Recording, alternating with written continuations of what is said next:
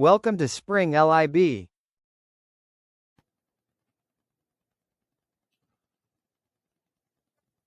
So once again, welcome to a new problem. Well, this time we're looking at it's still interference, and so we have it's a two-slit interference that we're looking at, and in that instance, you can see that there is a gap between the two interference slits, and that gap happens to be 14 micrometers, and each one of these widths is equivalent to 2.0 micrometers. The second one also is the same size at 2.0 micrometers. So proportionally, you can see that it's round about a little over 10% compared to the gap in between. So the first requirement in this problem is that we're looking for the maxima. That's the first requirement. We're looking for the maxima, and by maxima we mean the number of maxima for this particular experiment involving interference fringes. So if obviously light is coming in, it's gonna disperse, and then you end up having interference, and so we have maxima fringes. We're looking for that, and the number of fringes we're looking for is the number of maxima we're looking for are the ones located in the central peak. The central peak, that's the first thing we're looking at. And then the second thing, the other thing we're looking at is how many maxima do we find in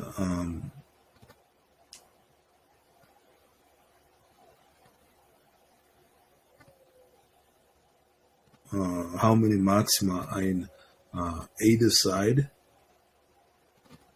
of the diffraction. So how many maxima are in either side of the diffraction. So in the next page, we're gonna go on and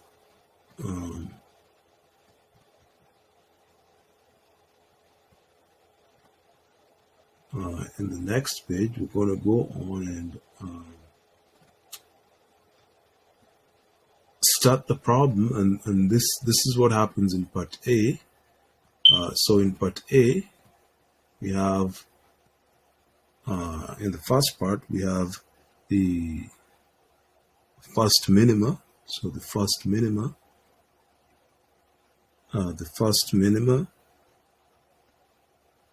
happens at theta. So if you want to think about theta, these are the angles we're dealing with. So the first minima happens at theta, and I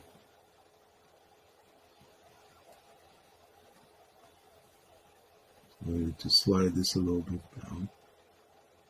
So the first minima happens at theta,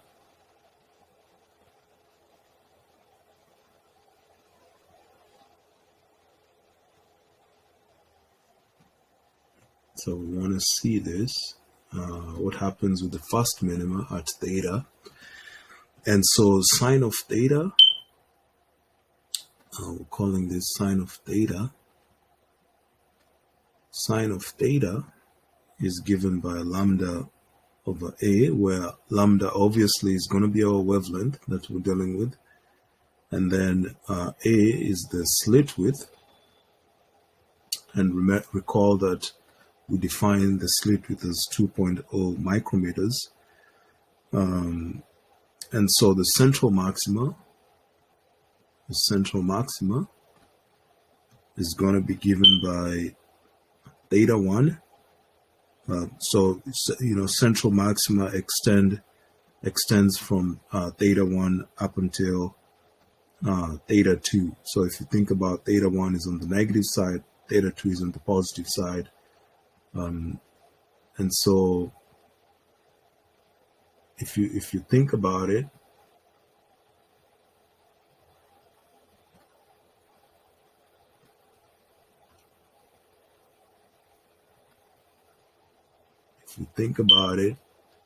you see that theta 1 is equivalent to negative sine inverse. That's the angle of lambda over A, all the way up until theta 2, which is positive sine inverse lambda over A. And so we know that sine of theta, we know that d sine theta equals to m lambda. So sine of theta equals to m lambda all over d. M is an integer, and d is the separation. D is our separation, and we want to find m values. Remember, m values are the maxima that we're looking for. And since we've identified sine theta is this m lambda of d. So it means that we can simplify the problem and say that we can simplify this problem and say that theta, from this we see that theta equals to sine inverse m lambda all over d. And previously we had seen that lambda 1 equals to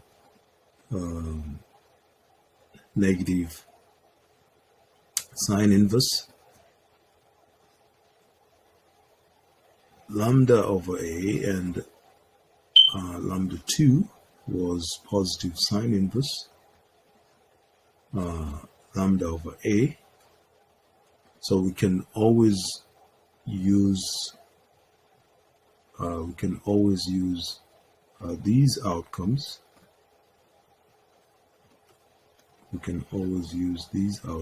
So we're saying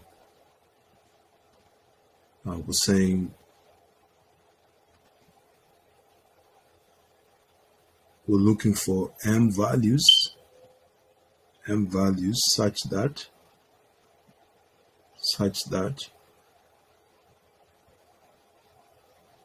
theta 1 equals to negative sine inverse m lambda over d, all the way up until theta 2, which is the same as positive sine inverse m lambda all over d. And then we go ahead and say it follows that m lambda all over d equals to lambda all over A. And we can always solve for this. So m over d, I can multiply both sides by 1 over lambda, like that, 1 over lambda, not lambda over A, but 1 over lambda on both sides. So this is 1 over lambda, and these two cancel out, so m over d equals to, and these two cancel out, is 1 over A. And so the number of M values, number of M values will obviously lie between theta 1, which is negative 1 over A, and theta 2, which is positive 1 over A. Those are the two values. And so the greatest value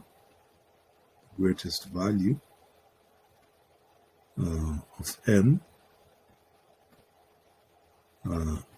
is smaller than D over A, which is 14 micrometers over 2 micrometers, which equals to 7. And so the maximum value of M equals to 7 is absent. So it doesn't show up in the is absent because we want to explain why. Because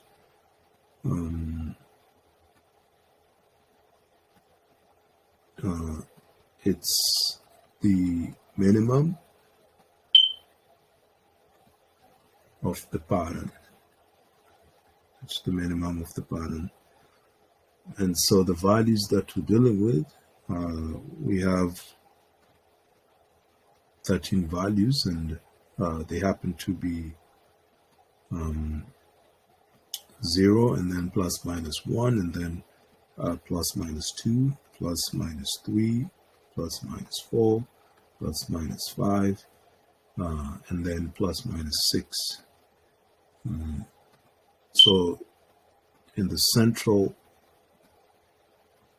envelope, we have 13 interferences maxima. That's the first part of the problem. You can recall the second part is we had to find the maxima on either side of the diffraction, and so we're going to say that in part B, we're going to say that the first diffraction extends from theta 1 equals to sine inverse lambda over A to theta 2, which is sine inverse lambda over A, obviously from the negative side up until the positive side. So we need the values of M such that M over D is greater than 1 over A, and M over D is less than 2 over A. That's kind of what we're looking for. D equals to 7, 0.0 A, so M will be 8, 9, 10, 11, 12, 13. So in conclusion, in the first diffraction envelope, we have 6 interferences. So once again, in this problem, we had 2 slits of interference, and the separation between them was 14 micrometers, and the width in the slits was 2 micrometers. We wanted to find 2 things. The first thing we wanted to find out is the number of maxima in the central peak of the diffraction grading, and then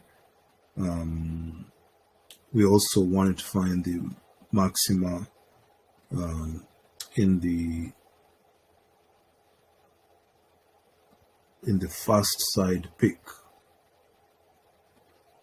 Okay, we wanted to find the maxima in the fast side peak of the envelope. So we went ahead and were able to see that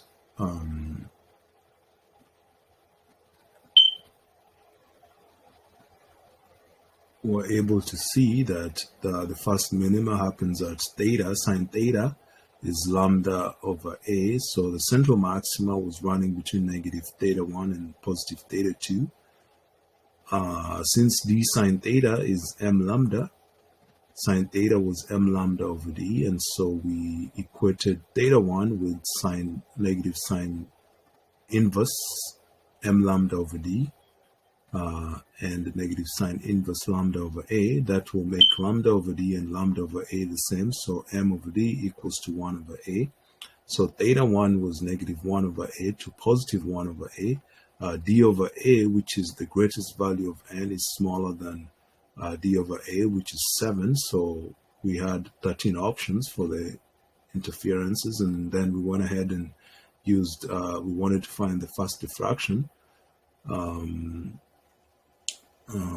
In the fast diffraction envelope, we wanted to find the number of interferences. We know that m over d is greater than 1 over a, and m over d is less than 2 over a. And so m has to be everything after 7, because 7 is the minimum. So hope you enjoy the problem. Feel free to send any questions or comments, and have a wonderful day.